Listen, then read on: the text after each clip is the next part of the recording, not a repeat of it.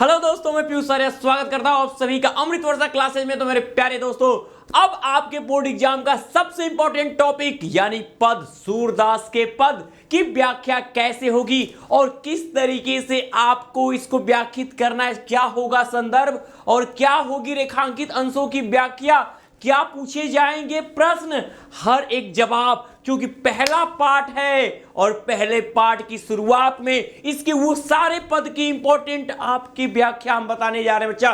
तो हर एक बच्चा शुरू से लेकर अंत तक वीडियो को जरूर देखेगा, स्किप ना करिएगा, एक एक अर्थ इंपॉर्टेंट होगा, क्योंकि जैसे ही पेपर खोलोगी देखोगी सूरदास का आया हुआ, अरे वाह हम लिख दें। तो बच्चा जल्दी जल्दी सभी जगह शेयर कर दीजिए, अपने सारे दोस्तों में शेयर कर दीजिए। जाने से पहले एक बार देख के जाइए, क्योंकि आने वाला है ये इंपॉर्टेंट टॉपिक आपके एग्जाम में। तो चलो बच्चों, अब हम स्टार्ट करते हैं सूरदास के पद। और जो भी बच्चा देख रहा है चैनल को सब्सक्राइब नहीं किया, पहले चैनल को सब्सक्राइब कर लीजिए और बेल आइकन जरूर प्रेस कर लीजिए, और लाइक शेयर तो आप करोगे ही और करते ही रहे हो। तो चलो बच्चा स्टार्ट करते हैं आपकी सबसे इंपॉर्टेंट टॉपिक यानी पद, सूरदास के पद। पहली बात, 3 प्रश्न होंगे। पहला, हमें पद्यांश का संदर्भ लिखना होगा। तो संदर्भ लिखने के लिए हम बता देते हैं, जब सूरदास का है तो संदर्भ जब इसका लिखने को आएगा मेरे प्यारे बच्चों, संदर्भ तो मेरे प्यारे बच्चे आप लिखोगे, ठीक है, ध्यान देना। हम इसी पे संदर्भ लिखकर आपको दिखा देते हैं। ये आपका हो गया संदर्भ, ठीक है। जो प्रश्न नंबर पे संदर्भ रहेगा पहला आपका आएगा संदर्भ, फिर रेखांकित अंशों की व्याख्या, ठीक है बच्चा। संदर्भ की अगर हम बात करते हैं मेरे प्यारे होनहार बच्चों, ध्यान दीजिएगा, तो हम क्या लिखेंगे? हम लिखेंगे कि प्रस्तुत पद्यांश हमारी पाठ्य पुस्तक, प्रस्तुत पद्यांश हमारी पाठ्य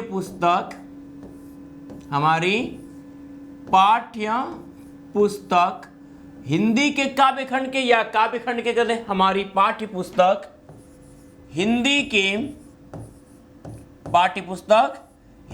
के काव्यखंड के, ये कविता वाला खंड है बच्चा, एक गद्य खंड, काव्य खंड, संस्कृत खंड, काव्य खंड के, ठीक है, पद क्या है बच्चा? अब कहोगे सर आपने यहां तो कहा था कि लाइन चेंज कर लीजिएगा, ठीक है। तो अब यहां पर हम पेंसिल को थोड़ा चेंज करते हैं बच्चा, ठीक है, ध्यान दीजिएगा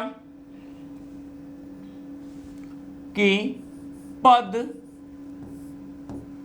ठीक है बच्चा, कि पद नामक शीर्षक से, पद नामक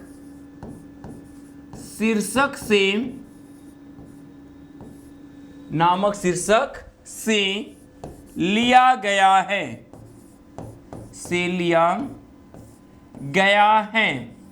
ओके बच्चा। इसके रचयिता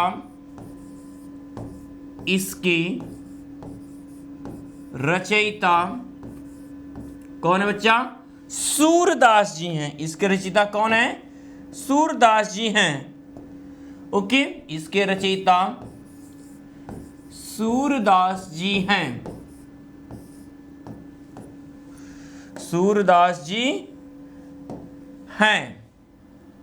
सूरदास जी हैं। ये हमने 2 नंबर अपना तय कर लिया, बिल्कुल 2 नंबर तय, ठीक है बच्चा।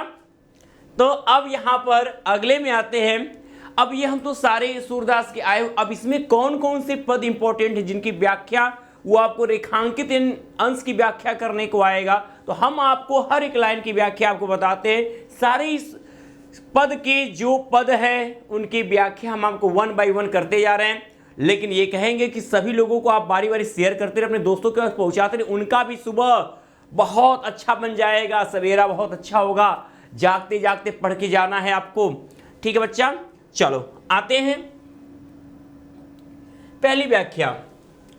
काफी इंपॉर्टेंट हम है आपके लिए। इतना प्यारा पद है, व्याख्या इसकी सुनिएगा मेरे प्यारे बच्चे, वन बाय वन। कह रहा है सूरदास की बाल लीलाओं का वर्णन सूरदास ने इन पंक्तियों में किया। प्रसंग है इसका कि सूरदास ने श्री कृष्ण के बाल लीलाओं का वर्णन किया है। अब इसकी व्याख्या क्या है कि किलकत कान घुटरनी आवत, यानी श्री सूरदास जी कहते हैं कि श्री कृष्ण जो है अपने घुटनों के बल किलकारी मारते आते, क्या क्या करते आते हैं। तो किलकत कान घुटरनु आवत, ठीक है। सूरदास जी कहते हैं, कभी सूरदास जी कहते हैं कि श्री कृष्ण जो है अपने घुटनों के बल किलकारी मारते हुए आते हैं। मणिमय कनक नंद के आंगन, कनक माने सोना, ठीक है। नंद द्वारा बनाए गए मड़ियों और सोने के आंगन में, नंद द्वारा बनाए गए मड़ियों के सोने के आंगन में बिंब पकड़ियब धावत, बिंब माने परछाई, अपने परछाई को धावत दौड़ दौड़ के अपनी परछाई पकड़ने की कोशिश करते हैं। कौन? श्री कृष्ण घुटनों के बल किलकारी मारते हुए आते हैं और नंद बाबा के उस मड़ियों और सोने से सजे आंगन में अपने प्रतिबिंब को जब देखते हैं तो क्या करते हैं, उन्हें पकड़ने के लिए दौड़ते हैं। कबहु निरखी हरि आपु छाव को, कभी वो हरि यानी श्री कृष्ण, कभी श्री कृष्ण अपनी छाया यानी अपनी परछाई को देखते हैं। अच्छा ये है, ठीक है। कर सो पकड़न चाहत, कर यानी हाथ से, फिर हाथ से उस परछाई को पकड़ना चाहते हैं। तो कभो निरखी हरि आपु छाव को कर सो पकड़न चाहत, कभी सूरदास जी उस परछाई को एक बार देखते हैं और फिर उसे अपने हाथों से पकड़ने की कोशिश करते हैं। ठीक है बच्चा। किलकी हसद राज द्वय द्वितीया पुनि पुनि ते ही अवगाहत, जब श्री कृष्ण किलकारी मारते हैं ना, उनकी आगे की द्वितीया, दुतली जिसको कहते हैं, हंसते हैं। जब किलकारी मारते हुए हंसते तो उनकी आगे की दो दांत क्या है, दिखने लगती है, जो काफी सुंदर दिखाई देती है। कनक भूमि पर कर पग छाया, कनक भूमि, ठीक है, नंद बाबा के उस स्वर्ण भूमि पर, उस सोने स्वर्ण भूमि पर जब उनके हाथ और पैर की परछाई पड़ती है, कर माने हाथ, पग माने पैर, तो जब नंद बाबा के उस स्वर्ण भूमि, आंगन की स्वर्ण भूमि पर, ठीक है, श्री कृष्ण की क्या होती हैं, बालक श्री कृष्ण की क्या होती हैं, हाथ और पैरों की छाया पड़ती है, तो यह उपमा एक राजती, यह ऐसा प्रतीत होता है उसकी चमक में, सोने की उस चमक में ऐसा प्रतीत होता है कि करी करी प्रतिबद्ध प्रतिमणि वसुधा, कि उस मड़ियों के हर एक मड़ी में वसुधा, धरती ने, पृथ्वी ने कमल बैठ की साजती, कमल ने का आसन बना दिया हो। ठीक है। स्वर्ण भूमि पर जब श्री कृष्ण के हाथ पैर की छाया पड़ती है तो मानो वो परछाई इस प्रकार प्रतीत होती है कि जैसे उस हर एक मड़ी में धरती ने श्री कृष्ण जी को बैठने के लिए क्या है, कमल का आसन सजा दिया हो। श्री कृष्ण जी के बैठने मड़ी में, मड़ी की चमक में ऐसा प्रतीत होता है परछाई कि जो धरती क्या कर रही है, उनके लिए कमल का आसन बना रही है, बैठने के लिए सजा रही है। बाल दशा सुख निरखी जसोदा, और बच्चे जब छोटे छोटे घुटनों के बल चलते हैं, हम लोगों को खिलाने का मन करता है, आ जाओ बच्चा, आ जाओ, आ जाओ करते रहते हैं। वही बात, तो बाल दशा सुख निरखी जसोदा ही तो अब माँ तो कितनी प्रसन्न होती हैं। तो बालक श्री कृष्ण की उस लीलाओं को देखकर माँ यशोदा, ठीक है, बहुत प्रसन्न होती हैं। पुनि पुनि नंद बुलावत, अब बार बार नंद बाबा को बुलाती हैं कि आइए श्री कृष्ण की लीला तो देखिए।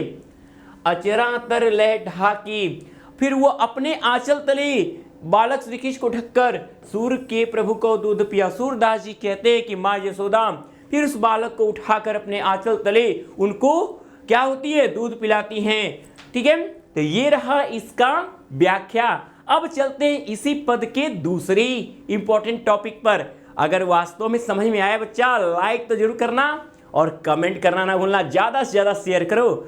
आज जो अभी सब्सक्राइब नहीं किया सब्सक्राइब करके रख लो बच्चा। हर एक पेपर में इंपॉर्टेंट चीज़ें मिलने वाली, चाहे साइंस हो, चाहे आपका सृष्टि हो, चाहे इंग्लिश हो, हर एक टॉपिक आपको यहाँ से पीयूष सर प्रोवाइड करते रहेंगे। बाकी ऑफलाइन में तो हो ही, आप ऑनलाइन में भी आप रहोगे। ठीक है, चलो अगला है बच्चा, ये तो हो गया हमारा व्याख्या हम कर दिए। अब यहां पर आते हैं, देखो श्री कृष्ण की बाल लीला खत्म नहीं होगी, श्री कृष्ण जी की बाल लीला खत्म नहीं होगी। ठीक है बच्चा, ये तो हम लोगों ने अभी पढ़ा कि लिखत टरनु आवत। ठीक है, चलिए। मैं अपनी सब गाय चरई हूं। सूरदास जी जो है एक बार जसोदा जी से गुस्सिया जाते हैं, खींच जाते हैं, रीझ जाते हैं, क्रोधित हो उठते हैं। क्या कहते हैं, ए मम्मी, यशोदा मम्मी कहते हैं कि सुनिए। तो सूरदास जी कहते हैं कि श्री कृष्ण माँ यशोदा से कहते हैं कि मैं अपनी सब गाय चरई हूँ, प्रात होत बल के संग जइयो। माँ यशोदा, मैं भी अपनी गाय चराने अब जाऊंगा, मैं अपनी सब गाय चरी, मैं भी अपनी गाय चराने जाऊंगा। प्रात होत बल के संग जय, बल यानी कि बलदाऊ भैया, बलराम भैया के साथ मैं सुबह होते ही बलराम भैया के साथ जाऊंगा। आ तेरे कहो ना रहियो, आप हमको कितना भी मना करेंगी, हम जाएंगे, एकदम जाएंगे, नहीं रुकेंगे। सुबह होते बलराम भैया के साथ जाएंगे, कितना भी आप मना करेंगी हम जाएंगे। ग्वाल बाल गा इनके भीतर, नहीं कहूँ डर नहीं लागत। ठीक है, करे मैं ग्वाल बालकों के साथ, मैं सभी ग्वालों के साथ और गायों के साथ, मैं ग्वालों और गायों के साथ थोड़ा भी मुझे डर नहीं लगता है। मैं जब ग्वाल बाल के साथ होता हूँ, गायों के साथ होता हूँ, मुझे तनिक भी डर नहीं लगता। आज न सो नंद दुहाई। ठीक है, कह रहे कि मैं नंद बाबा की आप दुहाई दे के आपसे कहता हूँ कि आज मैं नहीं सोऊंगा। रैनी रगो हो जाग, रात भर मैं जागूंगा, जगराता करूंगा मैं।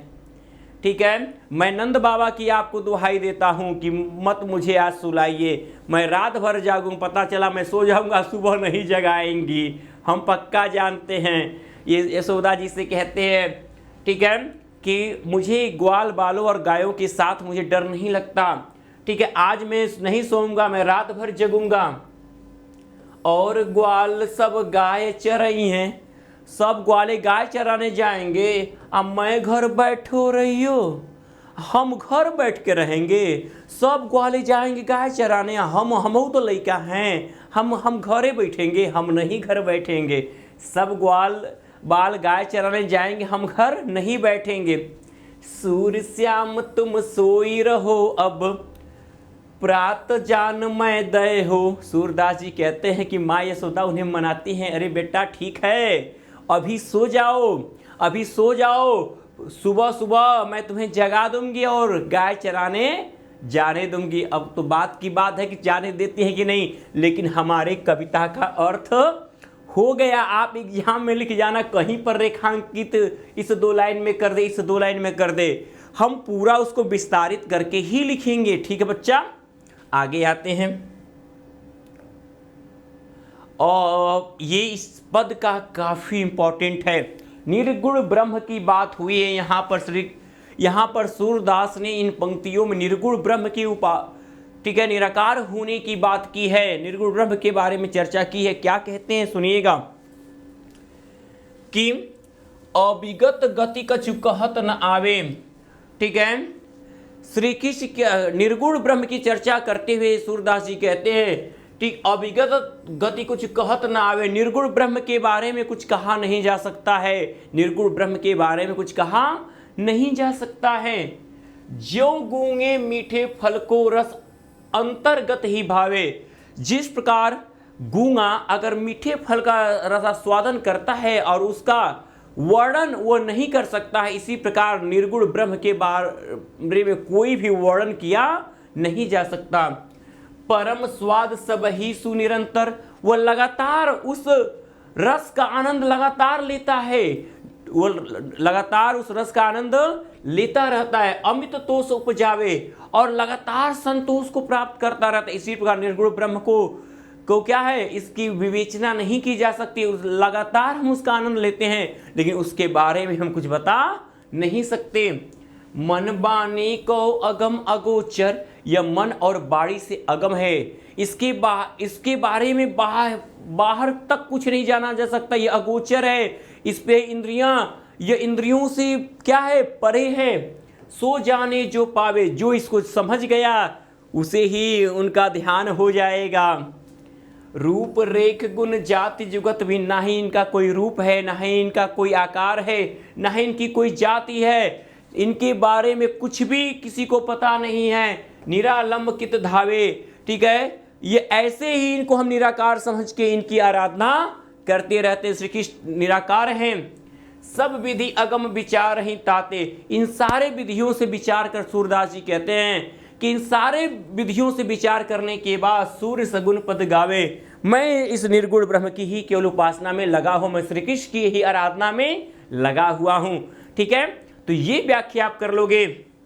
ठीक है बच्चा, नहीं आए रिपीट करके भी देख लेना। अब है, ये तो हो ही गया, मैं अपनी गाय चर रही हूं।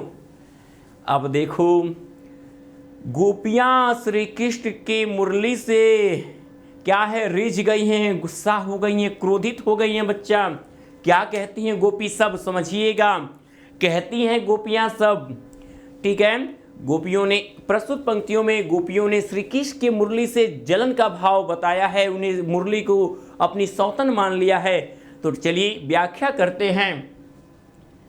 सखी री मुरली ली जय चोरी, कहते हैं कि हे सखी, ठीक है, सूरदास जी कहते हैं कि गोपियों ने श्री कृष्ण की मुरली को अपना सौतन मान लिया है। वो कहते हैं कि हे सखी, चलो श्री कृष्ण की मुरली को ही चुरा लिया जाए। क्या किया जाए, श्री कृष्ण की मुरली को ही चुरा लिया जाए। जिनी गोपाल कीन है अपने बस, प्रीति सबन की तोरी। कहा जिसने श्री कृष्ण को क्या किया है, अपने बस में कर रखा है, और प्रीति सबनी की तोरी, हम सबका जो प्रेम है श्री कृष्ण से तोड़ दिया है। श्री कृष्ण बस अब मुरली के ही प्रेम में बस गए हैं। मुरली एक सौतन का कार्य कर रही है। प्रीति सबनी की तोरी, उसने हम सबका प्रेम श्री कृष्ण से तोड़ दिया है। छिन एक घर भीतर, चाहे वह एक पल के लिए घर में हो चाहे बाहर में हो, ठीक है, घर के अंदर हो चाहे घर के बाहर, एक पल के लिए भी, ठीक है, निसी बासर, रात में हो चाहे दिन में हो, घर के अंदर हो चाहे घर के बाहर हो, निसी रात में हो वासर दिन में हो, धरतन कब हो छोरी, एक पल के लिए भी उस मुरली को कहीं पर रखते नहीं है। एक बार रखे तो चुरा के पक्का भाग जाएंगे। ठीक है, तो गोपियां कहते हैं कि वो श्री कृष्ण जो है अपनी मुरली को एक पल के लिए भी, चाहे घर के अंदर हो चाहे बाहर हो, चाहे रात हो चाहे दिन हो, कभी छोड़ते नहीं हैं। कबहू कर कबहू अधरनी, कटी कबहू खो सत जोरी। कहते हैं कभी कर में, कभी उसको हाथ में रखते हैं, कभी अधरनी, कभी ओठों पे रखते हैं, कभी उसको कमर में खोसते हैं। आ न जानो कछु मेली मोहिनी, पता नहीं उस मुरली ने श्री कृष्ण पर कौन सा मोहिनी मंत्र मार दिया, कौन जादू टोना कर दिया है उस मुरली ने। ठीक है, ना जानो कछु मेली मोहिनी, पता नहीं उस मुरली ने श्री कृष्ण पे कौन सा जादू टोना कर दिया, कौन सा मोहिनी मंत्र मार दिया है कि राखे अंग अंग भोरी, कि वह हर पल उस मुरली को अपने किसी न किसी अंग से लगाए ही रखते हैं, एक पल के लिए भी छोड़ते नहीं हैं। सूरदास प्रभु को मन सजनी, बंध्यो राग की डोरी। सूरदास जी कहते हैं पता नहीं उस मुरली ने श्री कृष्ण को किस प्रेम की डोर से बांध रखा है अपने साथ, एक पल के लिए वो उसे छोड़ नहीं रही। ठीक है, तो बच्चा यहां तक बिल्कुल सच बताइएगा बच्चा, अगर वास्तव में अर्थ आपको आ रहा है एकदम एग्जाम में जाके लिख देना है, आने वाला है एग्जाम में। ये हुआ धनुष भंग हुआ, बिहारी जी के कुछ दोहे हुए, संस्कृत खंड हुए, गद्य खंड हुए, आपने पत्र निबंध सब कुछ प्रैक्टिस किया, प्रश्न उत्तर आपने संस्कृत के प्रैक्टिस कर लिया। स तौते तम तौदान तेन तभ्यम ते तस्मित अभ्यम तेभ्य, ठीक है, तस्मात् अभ्यम तेभ्य, ठीक है। तो आप ये पूरा जो आपका, ठीक है, तद का रूप है, युष्मत का रूप है, इसमें से एक नंबर पूरे 10 एमसीक्यू के गद्यांश के, पद्यांश के इतिहास से आपके 5-5 20 एमसीक्यू आपके तैयार हैं। कहां पर है दिक्कत, कहीं होने वाले जो दिक्कतें मैं सारा 1 बाय 1 वीडियो देकर आपको मैंने दूर कर दिया। बारी है अब आपकी, अपने पढ़िए, सबको पढ़ाइए, सबका अच्छा कराइए। ठीक है बच्चे, आगे बढ़ते हैं। ये कई साल कई सारी सीट में आया हुआ प्रश्न है। अब आप कह रहे हो सर इसका भी अर्थ हमको चाहिए, हम पढ़ के जाइए, ठीक है ना। तो चलो, बहुत काफ़ी शानदार अर्थ है। इसी अर्थ के साथ हम इस रात का समापन करेंगे और मेरे प्यारे बच्चे पढ़ के आराम से सुबह सुबह फिर सर आएंगे, कहेंगे बच्चे कि हाँ सर हम पढ़ेंगे, हमको पढ़ना है। बिल्कुल। तो उधो मन न भय 10-20, सूरदास जी कहते हैं कि गोपियाँ उद्धव से कहते हैं, जो उद्धव श्री कृष्ण का संदेश लेकर, ठीक है, पहुँचे हैं गोकुल मथुरा से संदेश लेकर। तो उद्धव से गोपियाँ कहते, उद्धव कौन है, श्री कृष्ण के मित्र हैं, ठीक है। तो कहती हैं गोपियाँ, सूरदास जी कहते हैं कि गोपियाँ उद्धव जी से कहती हैं कि हे उद्धव, हमारे पास 10-20 मन नहीं है, हमारे पास 10-20 मन नहीं है। एक हु तो सो गयो श्याम संग, एक ही तो मन था, वो कौन ले गए, वो हमारे प्रियतम श्री कृष्ण लेकर चले गए। एक ही मन था, वो भी हमारे प्रियतम श्री कृष्ण लेकर चले गए।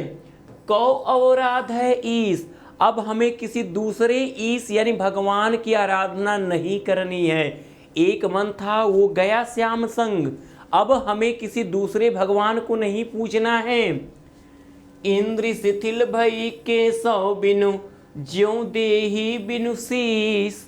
कहा कि जो इंद्रियां हैं वो केशव के बिना एकदम शिथिल हो गई हैं, स्थिर हो गई हैं। किस प्रकार, एकदम पूरी तरह से उनका कोई कार्य नहीं कर रही, कोई इंद्रिय कोई कार्य नहीं करे। कैसे, जैसे बिना सिर के धड़ की जो स्थिति होती है, हमारी भी स्थिति श्री कृष्ण के बिना वैसी ही हो गई है।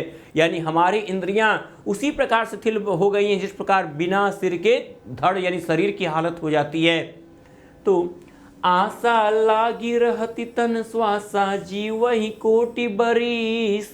कहा कि यदि श्री कृष्ण के मथुरा से लौटने की आशा कर, इसी आशा करके हम कोटि बरिस करोड़ों वर्ष जी लेंगे। हम श्री कृष्ण के लौटने की आशा में हम करोड़ों वर्ष क्या करेंगे, जी लेंगे।